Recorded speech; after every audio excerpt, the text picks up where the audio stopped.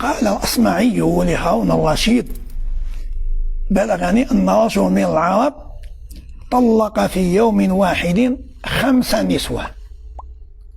فقال له هارون الرشيد: وكيف ذلك؟ وإنما يجوز له 4 نسوة. قال له: دخل على نسائه فوجدهن يتنازعن، وكان رجلا شريرا، فقال: إلى متى هذا النزاع؟ ما أظنه إلا منك يا فلانة، فأنت طالق. فقالت له الأخرى: عجلت عليها، فلو أدبتها بغير الطلاق لكان أصح. فقال: وأنت أيضا طالق. فقالت له الثالثة: قبحك الله، لقد كانتا إليك محسنتين. فقال لها: وأنت التي تذكر أياديهما طالق أيضا. فقالت له الرابعة وكانت هلالية: قبحك الله، أما تؤدب نساءك إلا بالطلاق؟ فقال: وأنت أيضا طالق. فسمعت الجارة النزاع والخصام فأشرفت عليهم، فقالت له: لقد عرف العرب ضعفك وضعف قومك، حيث رأوه منكم ووجدوه فيكم. لقد طلقت نساءك كلهن في يوم واحد. فقال لها: وأنت أيتها المتكلمة فيما لا يعنيها طالق إن أجاز ذلك زوجك. فسمعه الزوج فقال: قد أزجت لك ذلك. فتعجب هارون الرشيد من ذلك. يقال إن 3 نفر من الشعراء كانوا في قرية تسمى طيهات، فشربوا وأكلوا وتلذذوا، ثم قالوا: ليقل كل واحد منكم بيتا. فقال الأول: نلنا لذيذ العيش في طيهات.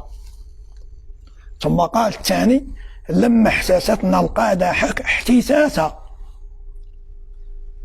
فقيل الثالث: أجز، فأرسج عليه، ولم يجد ما يقوله إلا قوله: امرأته طالق 3. فدعاه هذا البيت إلى طلاق امرأته، جره إلى طلاق امرأته.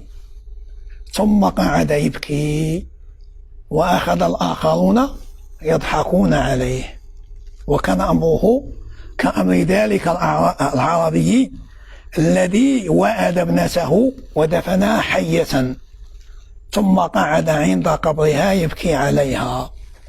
فقيل له: أتبكي على لبنى وأنت قتلتها؟ فقد ذهبت لبنى، فما أنت صانع؟ أتبكي على لبنى وأنت قتلتها؟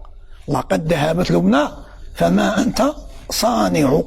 فالإنسان لا ينبغي له أن يكون مطلقا، لأن الطلاق يهتز له عرش الرحمن.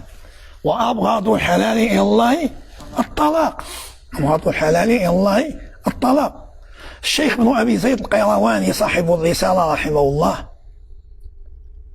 أعطاه الله تبارك وتعالى غزارة العلم وقساة المال وصحة الجسد، وكانت له امرأة سيئة الخلق، فكان بعض تلامذته يأمرونه بطلاقها، فيقول: لعل الله تبارك وتعالى أعطاني هذه النعم بسبب صبري عليها. ويقرأ لهم قول الله تبارك وتعالى: وعاشروهن بالمعروف فإن كرهتموهن فعسى أن تكرهوا شيئا ويجعل الله فيه خيرا كثيرا. فعسى أن تكرهوا شيئا ويجعل الله فيه خيرا كثيرا.